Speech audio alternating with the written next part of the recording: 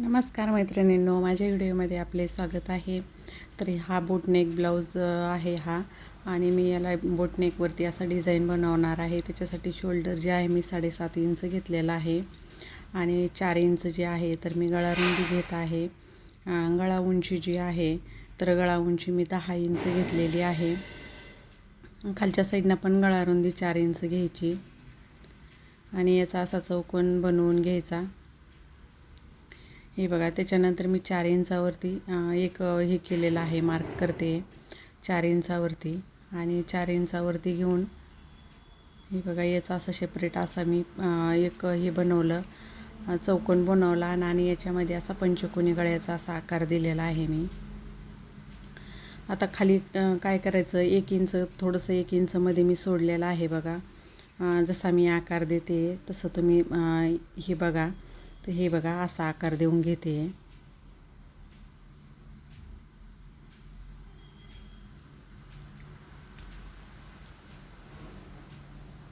बोटनेकमध्ये हा असा ओपन असा आकार असतो. आणि आता मी याला काय केलेलं आहे, कॅनव्हास घेतलेला आहे आणि असं कॅनव्हासवरती असं आखून घ्यायचं. जसं आपण शेप आखलेले आहे तसंच सेम कॅनव्हासवरती आपल्याला आखून घ्यायचं आहे.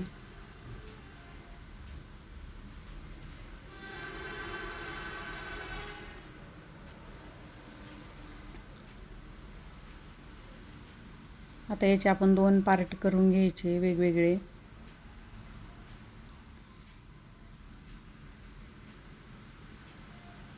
थोडं साईडनं आपल्याला असं पाव इंच असं सोडायचं आहे कॅनव्हास पण, कारण आपण आता हे दुसऱ्या कपड्यावरती प्रेस करून असं दुसऱ्या कपड्यावरती आपल्याला चिटकून घ्यायचं आहे याला.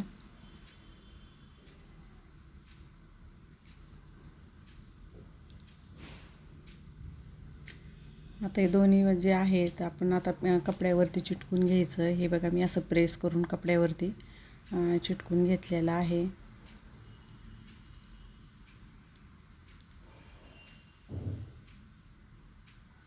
कपड्यावरती चिटकून साईडनं जे आहे ना, तर मग साईडनं पण आपल्याला त्याला कारण की आपण हातशिलाई करणार आहोत तर साईडनं पण व्यवस्थित असं त्याला हे करायचं आहे, टीप टाकून घ्यायची आहे. म्हणजे सगळ्या साईडनं त्याला हे करायचं आहे. ते कपडा जो आहे ना, तो कपडा व्यवस्थित त्याला जॉईंट करून घ्यायचा.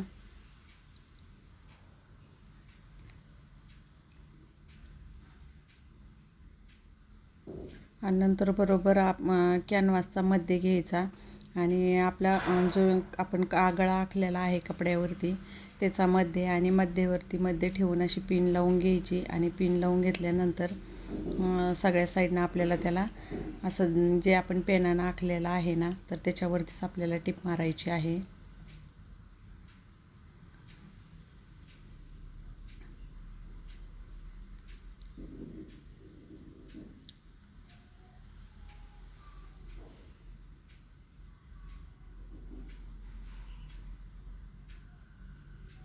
कॅनव्हासवरती असं दोन्ही साईडनं आपण असं पेनाने आखून घेतलं ना, म्हणजे एकदम व्यवस्थित आकार येतात. आकार कुठंही आपले बिघडत नाही. जसे आकार आपल्याला पाहिजे तसा आकार एकदम व्यवस्थित येऊन जातो. आता नंतर पिन काढून घ्यायची आणि हा जो मधला जो कपडा आहे कॅनव्हास आहे तर हे कट करून घ्यायचं.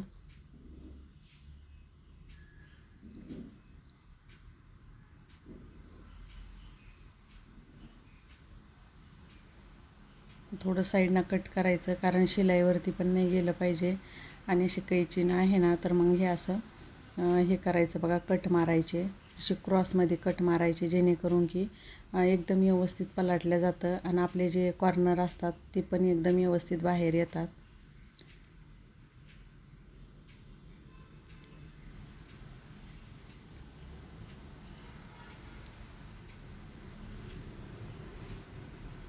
आता याला काय करायचं, आपल्याला पलटून घ्यायचं आहे मध्ये.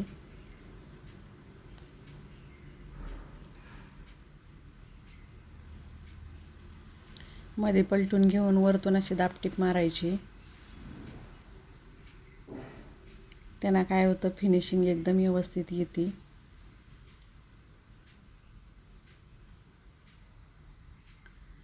आणि आपण कसाही गळ्याचा शेप जरी दिला आणि कॅनव्हासवरती जर दिला ना, तर कॅनव्हासवरती दिल्यानंतर एकदम व्यवस्थितच असा शेप येतो. आणि फिनिशिंगमध्ये येतो. तर जेव्हा कधी आपल्याला जेव्हा आपण डिझाईनचे गळे शिवतो तेव्हा कॅनव्हासवरतीच गळा घ्यायचा. असा घेतल्यापेक्षा कॅनव्हासवरती फिनिशिंग एकदम व्यवस्थित येते आणि आपल्याला जसं पाहिजे तसं येऊन जातो. आता हा बघा, तर हा त्याच्या खाली ठेवायचा आहे आपल्याला. बरोबर त्याचा वरच्या गळ्याचा मध्ये आणि याचा पण मध्ये असा व्यवस्थित आला पाहिजे.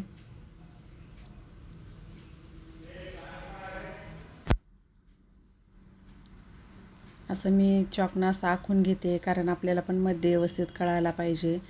कारण आपण ते घडीवरती कारण काय होतं, एखाद्या टायमाला कपड्याची घडी पण अशी आपण मारताना हे होतं, मागं पुढं होऊन जाते. त्याच्यामुळं असं एकदम व्यवस्थितच हे झालं पाहिजे. आणि याचा पण व्यवस्थित असं मध्ये हे करून घ्यायचा, म्हणजे आखून घेतल्यामुळं काय होतं, बरोबर सेंटरला ती डिझाईन येऊन जाते. हे बघा, असं ठेवून एकदम बरोबर सेंटर हे करून घ्यायचा. आणि ती याला पण अशी मध्ये अशी पिन लावून घ्यायची. आणि पिन लावल्यानंतर आपल्याला साईडनं जे आहे ना, तर मग साईडनं याला पण आपण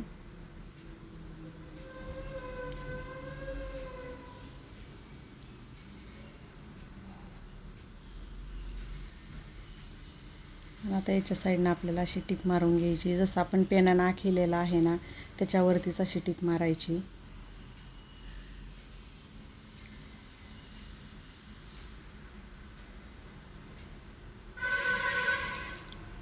खालच्या साईडनं सरकू नये म्हणून मी तिथं पण एक पिन लावली. कारण तुम्ही असे डिझाईनचे गळे वगैरे शिवताना आहे ना, अशा पिनाचाच वापर करायचा. कारण इकडं तिकडं कपडा सरकत पण नाही. सरकला की मग ते डिझाईन जे आहे ना, तर पाठीवरती असं क्रॉसमध्ये येतं, मग ते पण नाही चांगलं वाटत. आता हा जो ब्लाऊज आहे कस्टमरचाच आहे. त्यांनी असं सांगितलेलं होतं, असं डिझाईन बनवायचं.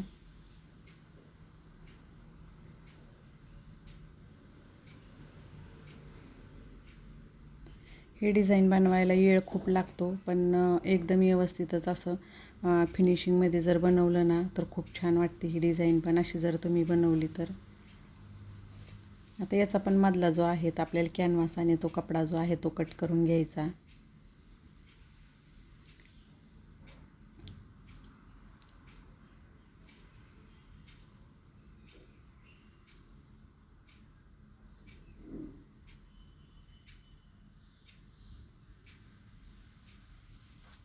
आता मी एकदम साईडनं असं खिटून नव्हतं कट केलेलं, कारण की कुठं जर जास्त आपण कपडा फोल्ड केल्यानंतर कमी जास्त होईल म्हणून असं नंतर आता बरोबर असं कट करून टाकायचं.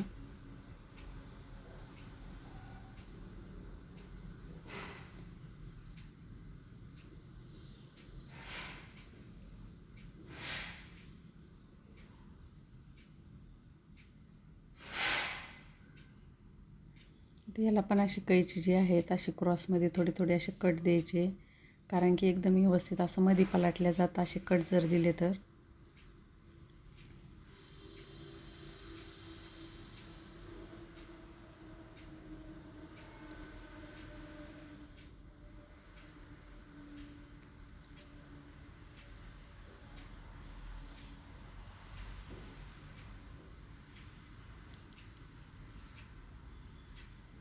असं मध्ये फोल्ड करून घ्यायचं.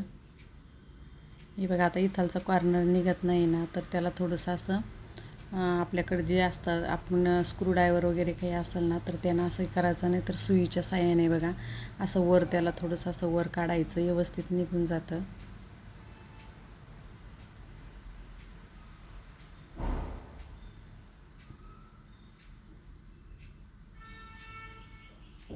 सगळ्या साईडनं असं फोल्ड करायचं, त्याला मध्ये मध्ये टाकून द्यायचं पूर्ण.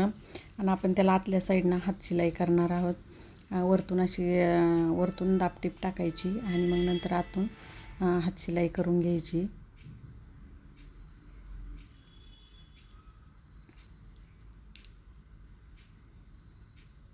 हे बघा, अशी वरतून साईडनं एकदम व्यवस्थित एकसारखं अंतर ठेवून अशी हे करायचं, दापटीप टाकायची.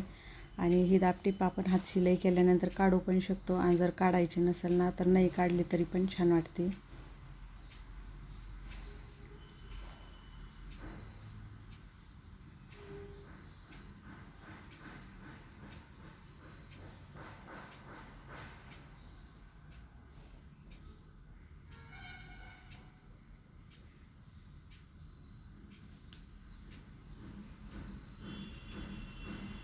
आता आतल्या साईडनं जे आहे तर आपण आता याला हात शिलाई करू शकतो.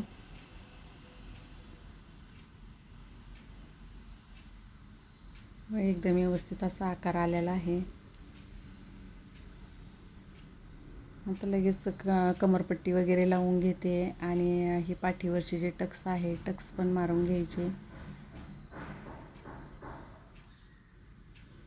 कारण मग पूर्ण ब्लाऊजच बॅक साईड जी आहे ती बॅक साईड पूर्णच होऊन जाते. हे बघा, अशी 1.5 इंचाची पट्टी घेतली होती मी आणि त्याला एका साईडनं फोल्ड करायचं आणि मग अशी आपल्याला कमरेवरती अशी खालीच्या साईडनं ही जी पट्टी आहे अशी पट्टी मारायची. हे बघा, मध्ये एक मी थोडंसं सुनी दिली, त्याला थोडंसं फोल्ड केलं. वरतून पण अशी एक दापटीप मारायची, कारण ती पट्टी बाहेर येणार नाही. आणि आता पूर्ण पट्टी जी आहे मधल्या साईडनं अशी फोल्ड करायची. आता इथं हात शिलाई केल्यानंतर ही जी आपण जी ही टीप मारलेली आहे ही आपल्याला काढून टाकायची आहे. हात शिलाई केल्यानंतर ती टीप आपण काढून टाकायची, त्याच्यामुळं मोठी टीप मारायची, बारीक नाही मारायची तिथं.